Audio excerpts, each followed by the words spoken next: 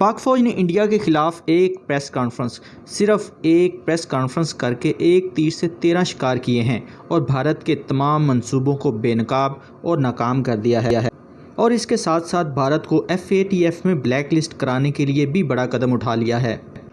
नाज़रीन, भारत को समझ लेना चाहिए था कि पाक फ़ौज अगर एक प्रेस कॉन्फ्रेंस से पाकिस्तान के ख़िलाफ़ इंडिया के 13 मंसूबे नाकाम बना सकती है तो सोचें अगर पाकिस्तान ने जंग शुरू कर दी तो भारत का क्या हशर होगा।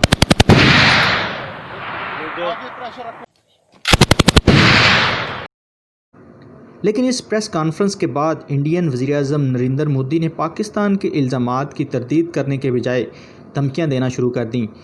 मोदी ने मुक्के लहरा कर और उंगलियां दिखा कर पाकिस्तान को धमकियां दी हैं, जिसकी वीडियो हम आखिर में आपको दिखाएंगे। नाज़रीन, मज़ीद तफसीलात से कबल हमारे चैनल को सब्सक्राइब करें और बेल आइकॉन पर क्लिक करें।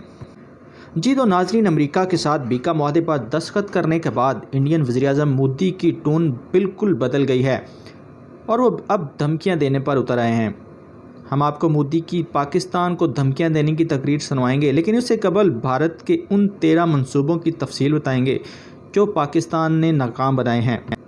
प्रेस कॉन्फ्रेंस के दौरान director general ISPR major general Babar Iftikhar ने इंडियन दहशतगर्दी का भांडा फोड़ते हुए कहा कि इंडिया ने इन तमाम दहशतगर्द तंजीमों को अपना हिस्सा बना लिया है जिनकी जड़ें पाकिस्तान से उखाड़ दी गई थीं और इंडिया तमाम तर दहशतगर्द ग्रोहों से रवाबत कायम करके पाकिस्तान के ख़िलाफ़ दहशतगर्दों को एक मुश्तरका इत्तेहाद बना रहा है। दूसरी जानब तहरीक तालिबान पाकिस्तान की जमातुल अहरार और हरकतुल इंसार से अगस्त 2020 में दोबारा इत्तेहाद बनने के बाद इंडिया अब इनका एक मुश्तरका और वसी इत्तेहाद बना रहा है, जिसमें कालादम किए गए Balochistan liberation army, Balochistan liberation front और बलोचिस्तान रिपब्लिकन आर्मी से मुंसलिक अलहदगी पसंद ग्रोह भी शामिल हैं। उन्होंने कहा कि इन तमाम तर ग्रोहों की हमायत करने वाला और मास्टर प्लानर अफ़गानिस्तान में भारतीय सफारत खाने में मौजूद इंडियन इंटेलिजेंस अफसर का कर्नल राजेश है। उन्होंने कहा कि इस बात की तस्दीक बेशतर दीगर सबूतों के अलावा फ़ारसी में लिखे एक ख़त से हुई, जिससे पता चला कि कर्नल राजेश ने इन कालादम ग्रोहों के कमांडरों से 4 मरतबा रब्ता किया है ताकि कराची, लाहौर और पेशावर में नवंबर और दिसंबर के दौरान दहशतगर्दी की सरगर्मियाँ करवाई जाएँ।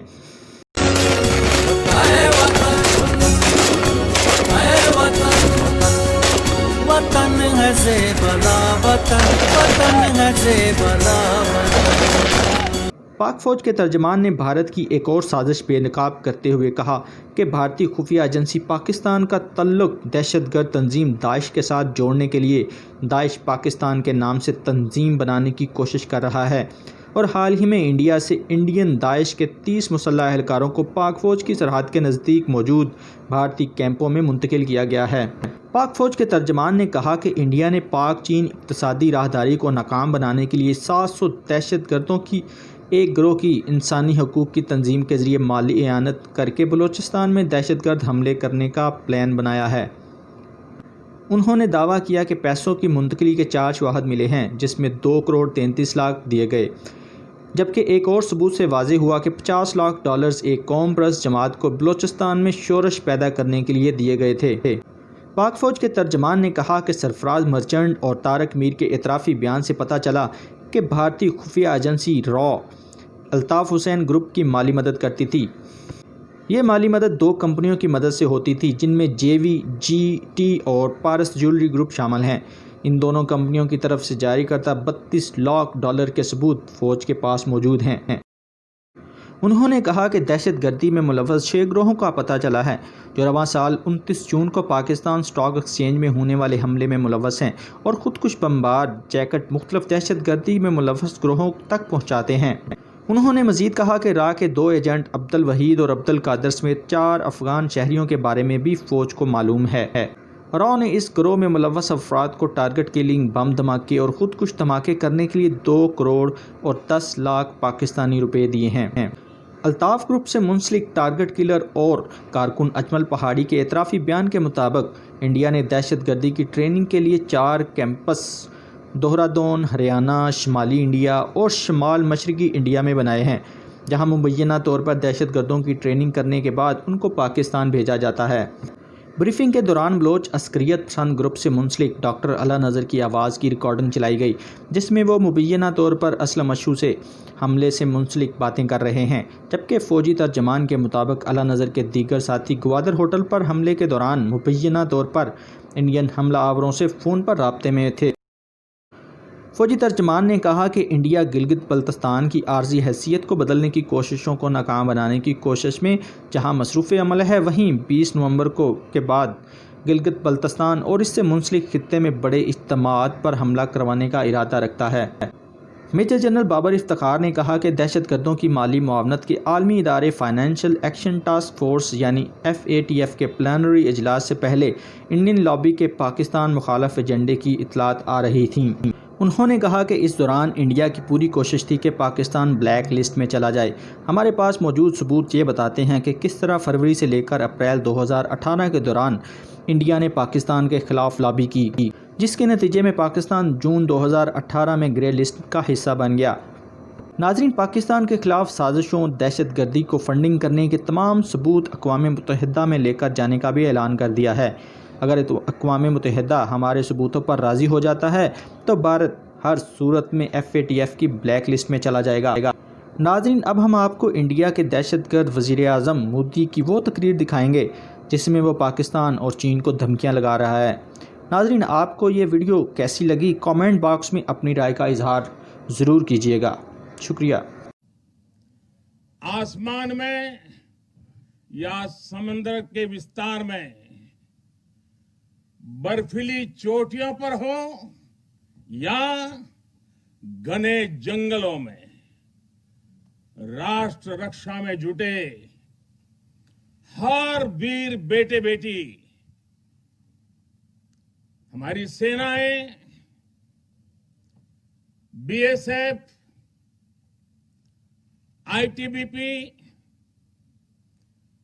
CISF, हर सुरक्षा बल, हमारे पुलिस के जवान, हर किसी को मैं आज दीपावली के इस पावन पर्व पर आदर पूर्वक नमन करता हूं।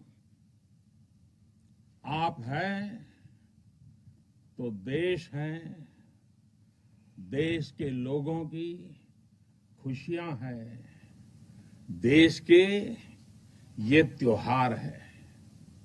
मैं आज आपके बीच प्रत्येक भारतवासी की शुभकामनाएं लेकर आया हूं। आपके लिए कोटि कोटि देशवासियों का प्यार लेकर के आया हूं। हर वरिष्ठ जन का मैं आपके लिए आशीष लेकर के आया हूं। मैं आज उन वीर माताओं, बहनों और बच्चों को दीपावली की हार्दिक शुभकामनाएं देता हूं, उनके त्याग को नमन करता हूं, जिनके अपने बेटे हो या बेटी आज त्योहार के दिन पर भी सरहद पर तैनात हैं। वे भी, परिवार के सभी लोग भी अभिनंदन के अधिकारी हैं। एक बार फिर दोनों मुट्ठी बंद करके पूरी ताकत से मेरे साथ बोलिए, भारत माता की, भारत माता की, भारत माता की। साथियों, मुझे याद है प्रधानमंत्री बनने के बाद पहली बार 2014 में दीपावली के पर्व पर मैं सियाचिन चला गया था जवानों के साथ दिवाली मनाने के लिए। तो बहुत लोगों को थोड़ा आश्चर्य हुआ, त्योहार के दिन ये क्या प्रधानमंत्री कर रहा है। लेकिन अब तो आप भी मेरे भाव जानते हैं। अगर दिवाली के पर्व पर अपनों के बीच ही तो जाऊंगा, अपनों से दूर कहां रहूंगा। और इसलिए आज भी दीपावली के पर्व आपके बीच में आया हूं, अपनों के बीच में आया हूं। आप भले बर्फीली पहाड़ियों पर रहें या फिर रेगिस्तान में, मेरी दिवाली तो आपके बीच आकर ही पूरी होती है। आपके चेहरों की रौनक देखता हूं, आपके चेहरे की खुशियां देखता हूं, तो मुझे भी अनेक गुना खुशी हो जाती है, मेरी खुशी बढ़ जाती है।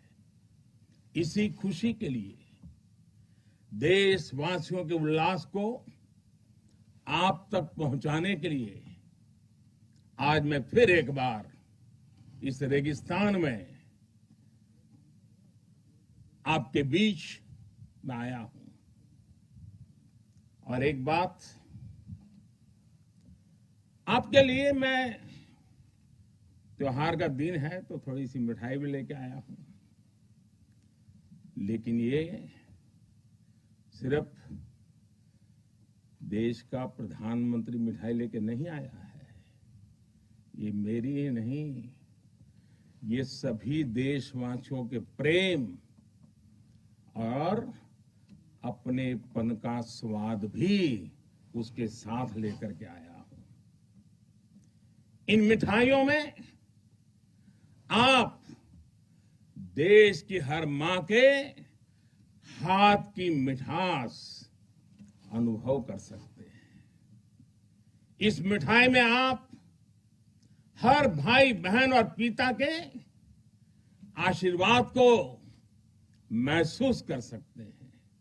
और इसलिए मैं आपके बीच अकेला नहीं आता, मैं अपने साथ देश का आपके प्रति प्रेम, आपके प्रति स्नेह और आपके लिए आशीर्वाद भी साथ लेकर के आता हूं। और साथियों, आज यहां लोंगेवाला की इस पोस्ट पर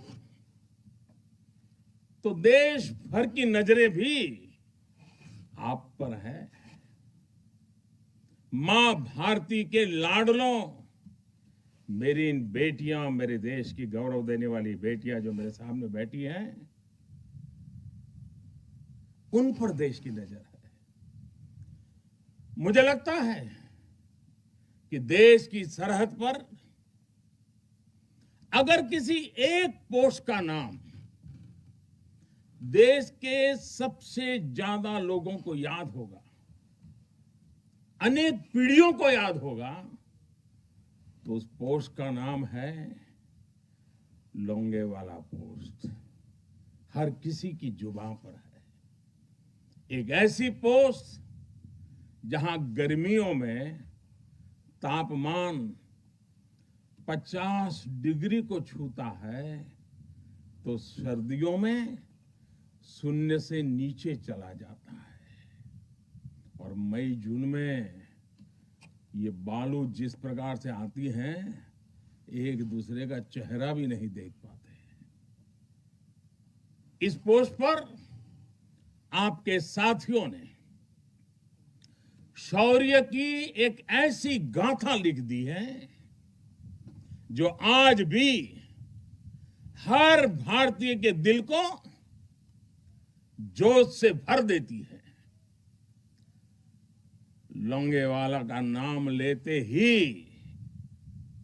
हृदय की गहराई से, मन मंदिर से यही प्रकट होता है, जो बोले सो निहाल, सत श्री अकाल।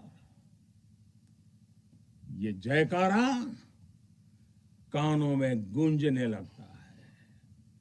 साथियों, जब भी सैन्य कुशलता के इतिहास के बारे में लिखा पढ़ा जाएगा, जब सैन्य पराक्रम की चर्चा होगी, तो बैटल ऑफ लोंगेवाला को जरूर याद किया जाएगा।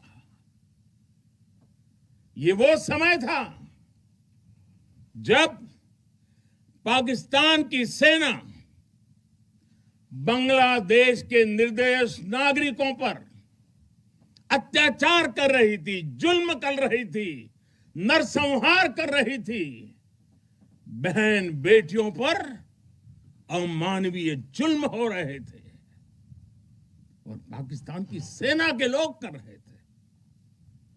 इन हरकतों से पाकिस्तान का घृणित चेहरा उजागर हो रहा था, भयंकर रूप दुनिया के सामने पाकिस्तान का प्रकट हो रहा था। इन सब से दुनिया का ध्यान हटाने के लिए पाकिस्तान ने हमारे देश की पश्चिमी सीमाओं पर मोर्चा खोल दिया। पाकिस्तान को लगता था कि भारत की पश्चिम सीमा पर मोर्चा खोल दूंगा, दुनिया में भारत ने ये कर दिया, भारत के वो कर दिया करके रोता रहूंगा और बांग्लादेश के सारे पाप उनके छिप जाएंगे।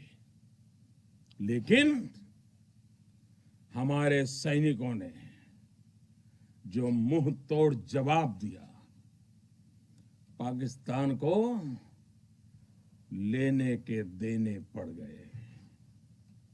साथियों, यहां इस पोस्ट पर दिखाए गए पराक्रम की गूंज, इस गूंज ने दुश्मन का हौसला तोड़ दिया था। उसको क्या पता था कि हां, उसका सामना मां भारती के शक्तिशाली बेटे बेटियों से होने वाला है। मेजर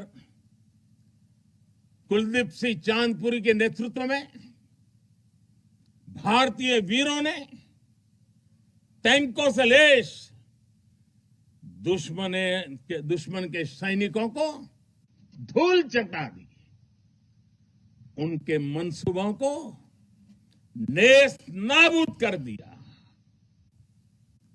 कभी कभी मुझे लगता है कि कुलदीप जी के माता पिता ने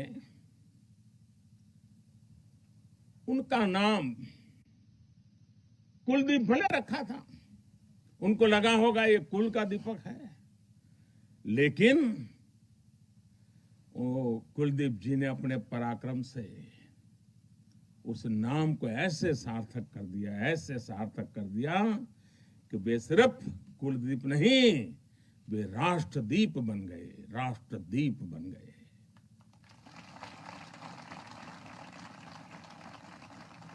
साथियों, लोंगेवाला का वो ऐतिहासिक युद्ध भारतीय सैन्य बल के शौर्य का प्रतीक तो है ही। थल सेना, बीएसएफ और वायुसेना के अद्भुत कोऑर्डिनेशन का भी प्रतीक है। इस लड़ाई ने दिखाया है कि भारत की संगठित सैन्य शक्ति के सामने चाहे कोई भी आ जाए, वो किसी भी सूरत में टिक नहीं पाएगा। अब जब सन 71 में हुए युद्ध के, लोंगेवाला में हुई लड़ाई के 50 वर्ष होने जा रहे हैं।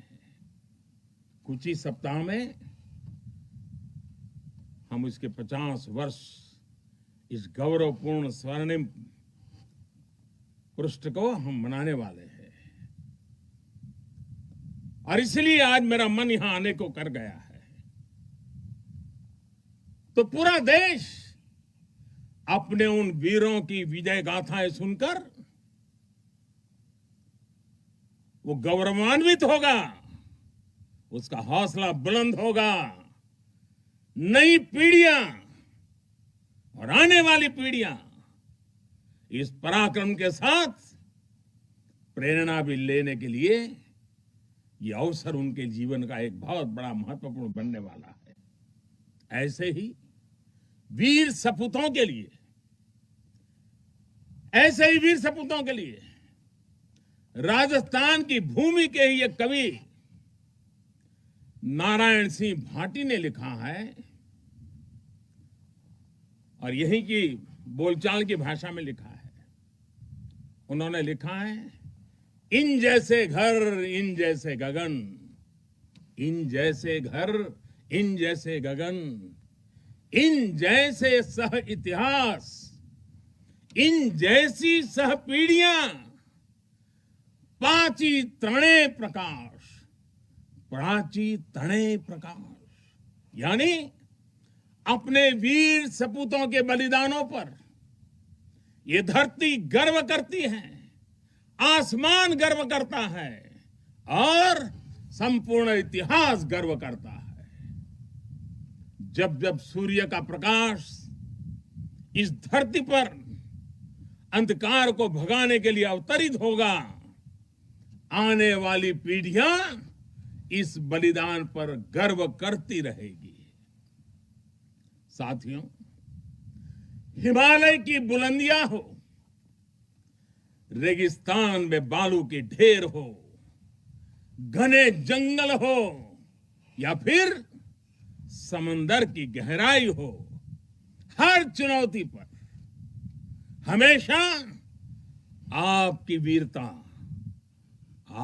वीरता हर चुनौती पर भारी पड़ी है।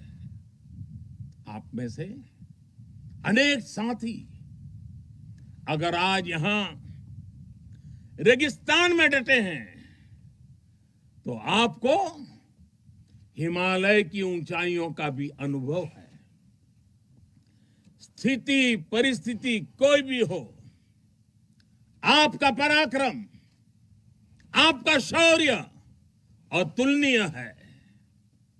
इसी का असर है कि आज दुश्मन भी ये एहसास है कि भारत के जांबाजों की कोई बराबरी नहीं है। आपके इसी शौर्य को नमन करते हुए आज भारत के 130 करोड़ देशवासी आपके साथ मजबूती से खड़े हैं। आज हर भारतवासी को अपने सैनिकों की ताकत और शौर्य पर गर्व है। उन्हें आपकी अजेयता पर, आपके अपराजेयता पर गर्व है। दुनिया की कोई भी ताकत हमारे वीर जवानों को देश की सीमा की सुरक्षा करने से न रोक सकता है, न टोक भी सकता है। साथियों, दुनिया का इतिहास हमें यह बताता है कि केवल वही राष्ट्र सुरक्षित रहे हैं, वही राष्ट्र आगे बढ़े हैं जिनके भीतर आक्रांताओं का मुकाबला करने की क्षमता थी। अगर आज का दृश्य देखें, भले ही इंटरनेशनल कोऑपरेशन कितना ही आगे क्यों न आ गया हो, समीकरण कितने ही बदल क्यों न गए हो, लेकिन हम कभी नहीं भूल सकते कि सतर्कता ही सुरक्षा की राह है। सजगता ही सुख चैन का संबल है। सामर्थ्य ही विजय का विश्वास है। सक्षमता से ही शांति का पुरस्कार है। भारत आज सुरक्षित है क्योंकि भारत के पास अपनी सुरक्षा करने की शक्ति है। भारत के पास आप जैसे वीर बेटे बेटियां हैं। साथियों, जब भी जरूरत पड़ी है, भारत ने दुनिया को दिखाया है कि उसके पास ताकत भी है और सही जवाब देने की राजनीतिक इच्छा शक्ति भी है। हमारी सैन्य ताकत, उसने आज हमारे नेगोशिएटिंग पावर को भी अनेक गुना बढ़ा दिया है, उनके पराक्रम से बढ़ा है, उनकी संकल्प शक्ति से बढ़ा है। आज भारत आतंकियों को, आतंक के आकाओं को घर में घुस करके मारता है। आज दुनिया ये जान रही है, समझ रही है कि ये देश अपने हितों से किसी भी कीमत पर रत्ती भर भी समझौता करने वाला नहीं है। भारत का ये रुतबा, ये कद आपकी शक्ति और आपके पराक्रम के कारण ही है। आपने देश को सुरक्षित किया हुआ है, इसलिए आज भारत वैश्विक मंचों पर प्रखरता के साथ अपनी बात रखता है। साथियों, आज पूरा विश्व विस्तारवादी ताकतों से परेशान है। विस्तारवाद एक तरह से मानसिक विकृति है और 18वीं शताब्दी की सोच को दर्शाता है। इस सोच के खिलाफ भी भारत प्रखर आवाज बढ़ रहा है। साथियों, आज भारत बहुत तेजी के साथ अपने डिफेंस सेक्टर को आत्मनिर्भर बनाने की तरफ बहुत तेजी से कदम उठा रहा है, आगे बढ़ रहा है। हाल ही में हमारी सेनाओं ने निर्णय लिया है कि वो 100 से ज्यादा अलग अलग प्रकार की जो आवश्यकताएं, खासकर हथियार और साजो सामान, उसको अब विदेशों से नहीं लेंगे, भारत में उत्पाद की हुई चीजें ही लेंगे। यही का उत्पाद और उसके लिए जो आवश्यक होगा करेंगे। ये निर्णय छोटा नहीं है, इसके लिए सीने में बहुत बड़ा दम लगता है, अपने जवानों पर विश्वास लगता है। मैं आज इस मौके पर और त्याग और तपस्या की एक महत्वपूर्ण भूमि से मैं अपनी सेनाओं को उनके इस महत्वपूर्ण फैसले के लिए बहुत बहुत बधाई देता हूं। ये निर्णय छोटा नहीं, मैं जानता हूं। फैसला सेना ने लिया, आत्मनिर्भर भारत का एक बहुत बड़ा हौसला बढ़ाने वाला निर्णय लिया, लेकिन सेना के इस फैसले से देशवासियों में भी, 130 करोड़ देशवासियों में ऐसा मैसेज चला गया, सब दूर चला गया। और वो मैसेज क्या गया? लोकल के लिए वोकल होने का। सेना के एक निर्णय ने 130 करोड़ देशवासियों को लोकल के लिए वोकल होने की प्रेरणा दी। मैं आज देश के नौजवानों से, देश की सेनाओं से, सुरक्षा बलों से, पैरामेडिकल फोर्सेस से एक के बाद एक इस प्रकार निर्णयों के अनुकूल भारत में भी मेरे देश के युवा ऐसी ऐसी चीजों का निर्माण करेंगे, ऐसी ऐसी चीजें बना करके लाएंगे, हमारे सेना के जवानों की, हमारे सुरक्षा बल के जवानों की ताकत भी बढ़ेगी। हाल के दिनों में अनेक स्टार्टअप्स सेनाओं की जरूरतों को पूरा करने के लिए आगे आए हैं। डिफेंस सेक्टर में नौजवानों के नए स्टार्टअप्स देश को आत्मनिर्भरता के मामले में और तेजी से आगे ले जाएंगे। साथियों, रक्षा क्षेत्र में आत्मनिर्भर भारत देश के बढ़ते हुए सामर्थ्य का लक्ष्य है। सरहद पर शांति। आज भारत की रणनीति साफ है, भारत की रणनीति स्पष्ट है। आज का भारत समझने और समझाने की नीति पर विश्वास करता है, समझने की भी और समझाने की भी। लेकिन अगर हमें आजमाने की कोशिश की, फिर तो जवाब भी उतना ही प्रचंड मिलेगा।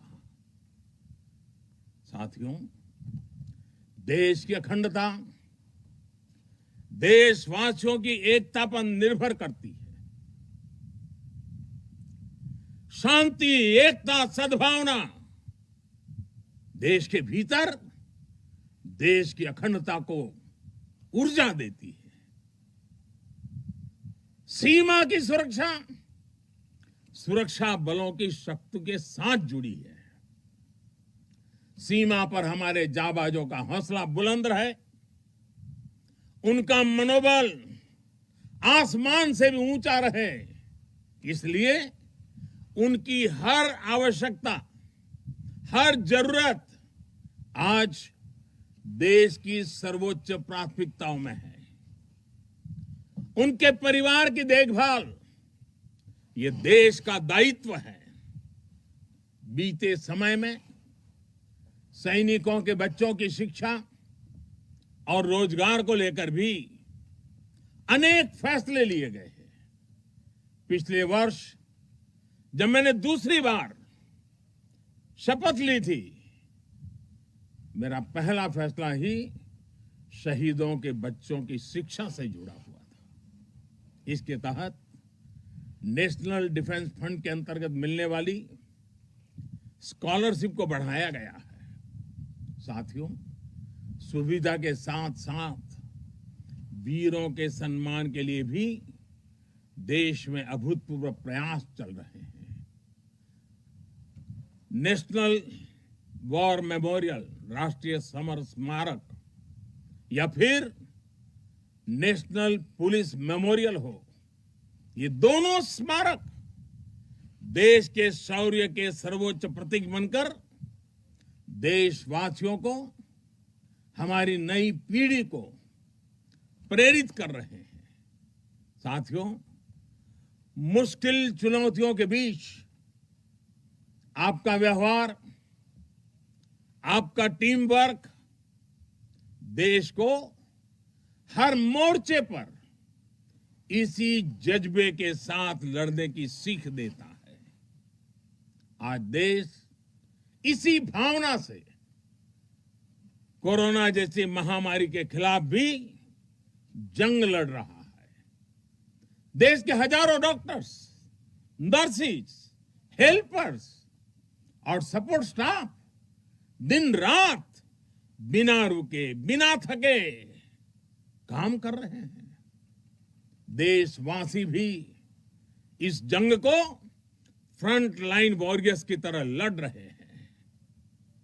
इतने महीनों से हमारे देशवासी पूरे अनुशासन का पालन कर रहे हैं, मास्क जैसी सावधानियों का पालन कर रहे हैं और अपने और अपनों के जीवन की भी रक्षा कर रहे हैं। लेकिन हमें यह भी एहसास है कि अगर हमें मास्क पहनने में ही इतनी तकलीफ होती है, तो आपके लिए ये सुरक्षा जैकेट्स, न जाने आपके शरीर पर कितनी चीजें आपको लादनी पड़ती हैं।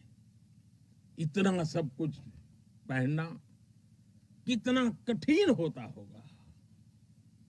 आपके इस त्याग से देश अनुशासन भी सीख रहा है और सेवा धर्म का पालन भी कर रहा है। साथियों, सीमा पर रहकर आप जो त्याग करते हैं, तपस्या करते हैं, वो देश में एक विश्वास का वातावरण बनाता है। हर हिंदुस्तानी के अंदर एक नया कॉन्फिडेंस लेवल आता है। ये विश्वास होता है कि मिलकर बड़ी से बड़ी चुनौती का मुकाबला किया जा सकता है। आपसे मिली इसी प्रेरणा से देश महामारी के इस कठिन समय में अपने हर नागरिक के जीवन की रक्षा में जुटा हुआ है। इतने महीनों से देश अपने 80 करोड़ से ज्यादा नागरिकों के भोजन की व्यवस्था कर रहा है, लेकिन इसके साथ ही देश अर्थव्यवस्था को फिर से एक बार गति देने का भी पूरे हौसले से प्रयास कर रहा है। देशवासियों के इसी हौसले का परिणाम है कि आज कई सेक्टर्स में फिर से रिकॉर्ड रिकवरी और ग्रोथ दिख रहा है। ये अलग अलग प्रकार की सब लड़ाइयां, ये सब सफलताएं, इनका श्रेय सीमा पर डटे हमारे जवानों को जाता है, आपको जाता है। साथियों, हर बार, हर त्योहार में जब भी मैं आपके बीच आता हूं, जितना समय आप सबके बीच बिताता हूं, जितना आपके सुख दुख में शामिल होता हूं, राष्ट्र रक्षा का, राष्ट्र सेवा का मेरा संकल्प उतना ही मजबूत होता है।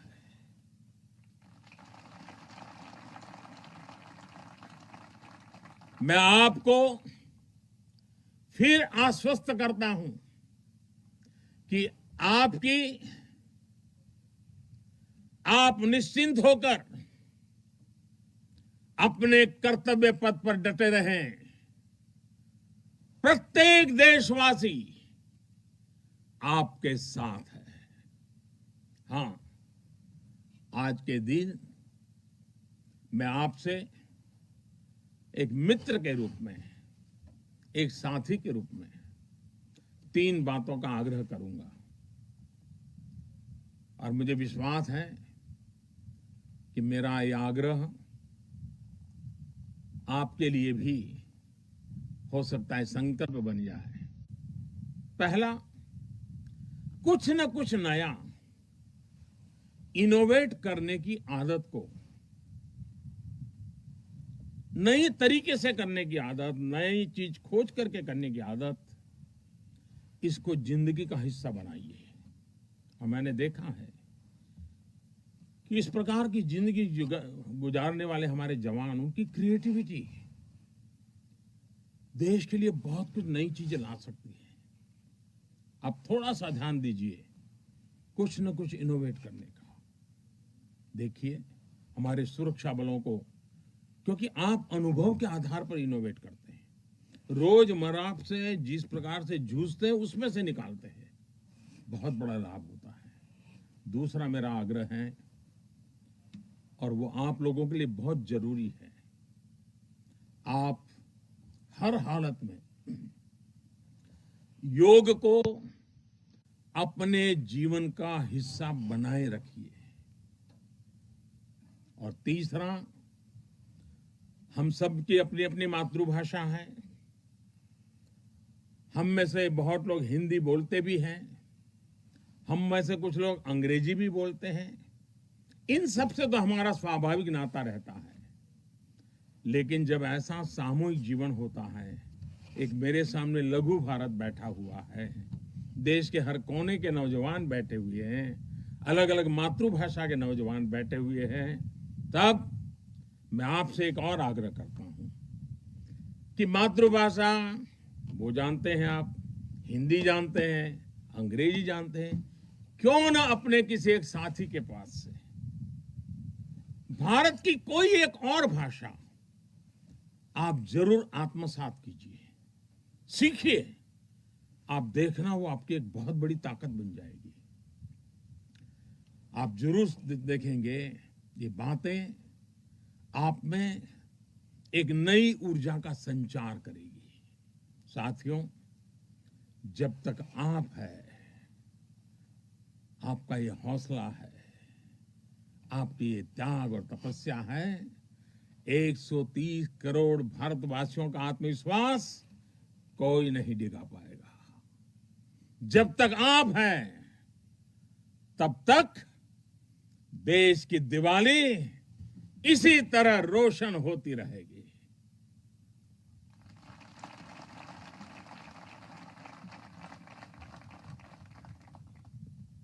लोंगेवाला की इस पराक्रमी भूमि से,